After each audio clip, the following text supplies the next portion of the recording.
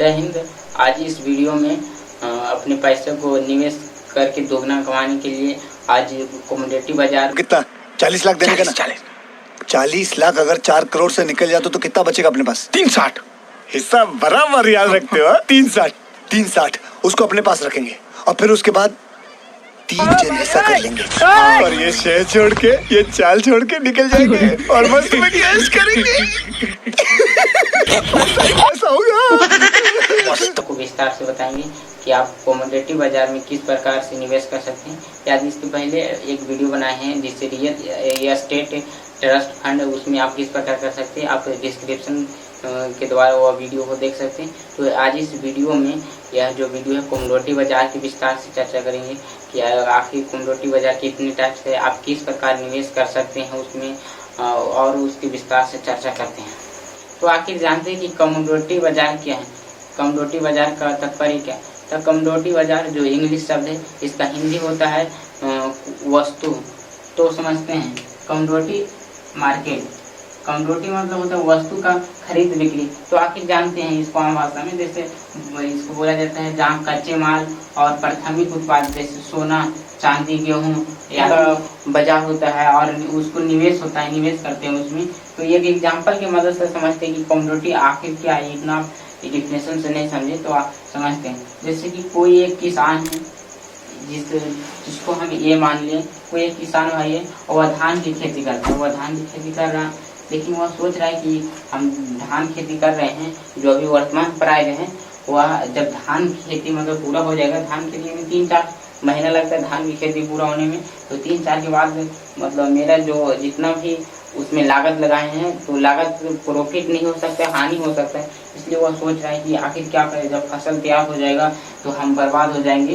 क्योंकि किसान का भारत में यह स्थिति है, आप तो सब लोग जानते हैं कि प्रकृति की आपदाएं और बहुत कारण से हानि हमेशा होते रहता है। तो ये सोच रहा है कि धान की खेती होगा तो जब फसल तैयार होगा तो जितना भी हम लागत लगाए हैं उससे कम पैसा होगा तो मैं बर्बाद हो जाऊंगा। इसलिए वह सोच रहा है। तो वह सोच रहा है कि इसी को सुविधा देता है कमोडिटी बाजार कि आप अपने लाभ को सुनिश्चित कर सकते हैं, हानि नहीं हो सकता है। तो जैसे समझते हैं, जैसे यह बी एक मिल है, बी के पास एक व्यक्ति है जो मिल मतलब राइस मिल उसके पास। तो वह भी सोच रहा है कि इन साल मेरे जो धान आएगा उसमें प्राइस में ज़्यादा होगा। दुकान सोच रहा है कि प्राइस बढ़ जाएगा तो खरीदने में बहुत दिक्कत हो सकता है। इसलिए सोच रहा है कि जो अभी वर्तमान में चल रहा है इसी से हम खरीद लें। तो जैसे कि ये का तकलीफ है कि वो यह सोच रहा है कि आने वाले समय में 4 महीने के बाद जब फसल तैयार हो जाएगा तो इसका कीमत कम हो जाएगा, लेकिन बी सोच रहा है कि कीमत बढ़ जाएगा। तो यह दोनों कॉन्ट्रैक्ट कर लेता है किनके मदद से, कमोडिटी मार्केट की मदद से।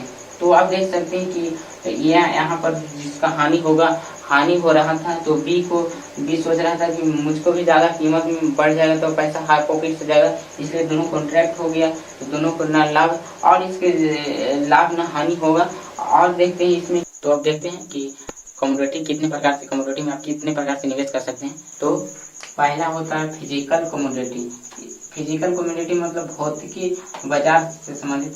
जैसे समझिए 2 व्यक्ति है, मंगरू जो है सो खरीदारी व्यापारी है और जो झंगरुआ है वो बेचने वाला है। तो जैसे बाजार में गया, झंगरू से ये खरीद लिया कोई चीज, जैसे वहां पर जाके आलू खरीदा, तो यह फिजिकल हो गया। फिजिकल मतलब भौतिक खरीद लेना, और कमोडिटी यानी बाजार में तो उसको फिजिकल कहते हैं। या वस्तुओं का आदान प्रदान एक हाथ से लिया जाता है और पैसा दिया जाता है, उसको कमोडिटी फिजिकल कहते हैं। और दूसरा होता है इसमें जो कमोडिटी बाजार में जो सबसे महत्वपूर्ण है, जिसको ट्रेडिंग किया जाता है और घर बैठे आप कर सकते हैं, जिसे फ्यूचर्स ट्रेडिंग कहते हैं। तो फ्यूचर्स मतलब होता है भविष्य, मतलब भविष्य के लिए भविष्य में लाभ कमाने के लिए ट्रेडिंग कर रहे हैं। तो एग्जाम्पल से समझते हैं कि आप किस प्रकार लाभ कमाते हैं। तो यह महत्वपूर्ण फीचर्स ट्रेडिंग ही होता है इसमें सबसे।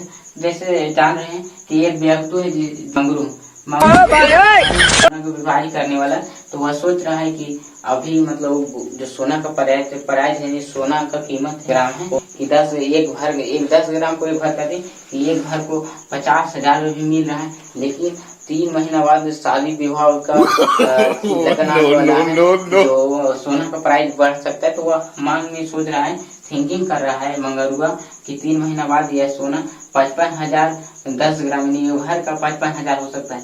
तो हम यह मौका है कि हम इसमें हम कमोडिटी बाजार में ट्रेडिंग करके हम पैसा कमा सकते हैं। तो कैसे कमाता है अब देखिए। तो वह मतलब जो मंगरुआ है तो फ्यूचर्स कॉन्ट्रैक्ट ले लेता है कमोडिटी बाजार में। जानते हैं फ्यूचर्स कॉन्ट्रैक्ट किस प्रकार लेता है, इसको थोड़ा सा आगे समझते हैं। बाजार से संपर्क किया, जैसे कमोडिटी बाजार में सबसे भारत में महत्वपूर्ण है MCX मल्टी कमोडिटी एक्सचेंज है, उससे संपर्क किए और ऑनलाइन ही घर बैठे किए। तो उन्होंने वहाँ पर जो मार्केट जो वहाँ पर उन्होंने गोल्ड का प्राइस देखा, वहाँ 91,000 में एक भर था, क्योंकि यहाँ 91,000 भर या जो कमोडिटी बाजार में यहाँ पर ज्यादा ही रहता है बाजार की मांग से, क्योंकि उसको भी तो फायदा होगा तब नहीं आप उसमें वहाँ मतलब ये सब व्यवस्था दे रहा है।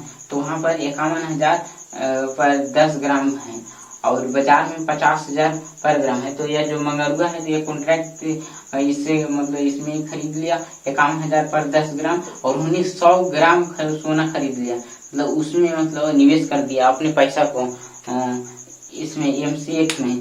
तो लेकिन 3 महीना बाद उन्होंने सोचा था कि 55,000 में 10 ग्राम मिलेगा, लेकिन 53,000 10 ग्राम चल रहा था। तो सोचा कि यदि इसके आगे महीना जाएगा, 4 महीना बीत जाएगा तो और घाटा हो जाएगा, इसलिए उन्होंने अपने निवेश को सेटलमेंट कर लिया। तो उसको देखिए कितना प्रॉफिट हो गया। जैसे कि 51,000 में यहाँ पर बाजार से खरीदा था, यहाँ पर MCX से, और यहाँ पर 53,000 हो गया। तो इसको हटाएंगे तो 2,000 यानी 2,000 और लिया था कितना, ये 10 ग्राम का और खरीदा था 10 ग्राम का 51,000, लिया था 100 ग्राम। तो यहाँ पर फिर 10 से हम गुना कर दिए तो 2,000 उससे 10 से गुना किए तो इसमें 20,000, यानी देख सकते हैं कि 3 महीना में ये अपने पैसा को 51,000 के पैसा को 20,000 में कर ले। अब अगला होता है ऑप्शन ट्रेडिंग। ऑप्शन मतलब होता है विकल्प, यानी विकल्प आप जब मन चाहे जब इसको बेच सकते हैं। जैसे समझिए निवेशक जैसे आप निवेश कर रहे हैं, जैसे समझ एग्जाम्पल जो लिए उसी पर आप समझ सकते हैं। उसी एग्जाम्पल में कहते हैं जो मंगरू था वो व्यापारी था, सोना का करता था। वो जो मतलब मंगरू है उनका मंगरू सोच रहा है कि हम निवेश किए तो सोना में मतलब 51,000 में 10 ग्राम लिए, तो वह समय के अनुसार समय और कीमत अपने अनुसार पर बेच सकता है कि कब मतलब 2 महीना बेचे, 3 महीना बेचे, 4 महीने में। उसमें फ्यूचर ट्रेडिंग में होता है कि एक निश्चित डेट रहता है कि 3 महीने के बाद खरीद लिया जाएगा, 4 महीने के बाद उस सेटलमेंट होना है। लेकिन ऑप्शन ट्रेडिंग में ये ऑप्शन रहता है कि आप कब चुन सकते हैं और कितनी कीमत होगा जब चुन सकते हैं। अब अगला होता है स्पॉट ट्रेडिंग।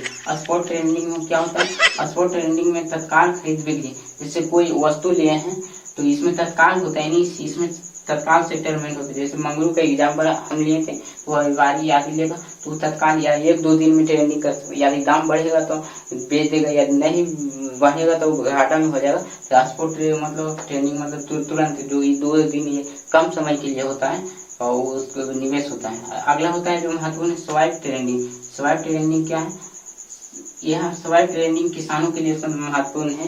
कमोडिटी बाजार में किसानों के लिए बहुत महत्वपूर्ण है। तो स्वाइप ट्रेडिंग क्या है, जैसे एक एग्जांपल से आप समझ सकते हैं। जैसे ये कोई कंपनी है जो क्रूड ऑयल बेचता है और जो वित्तीय संस्थान वह क्रूड ऑयल खरीदता है। या क्रूड ऑयल मतलब जो कच्चा तेल होता है। जैसे कि जो कंपनी ये है वह सोच रहा है कि जो अभी मतलब जितना भी क्रूड ऑयल प्रति बैरल, जैसे जो क्रूड ऑयल होता है वो बैरल में होता है, बैरल में बिकता है।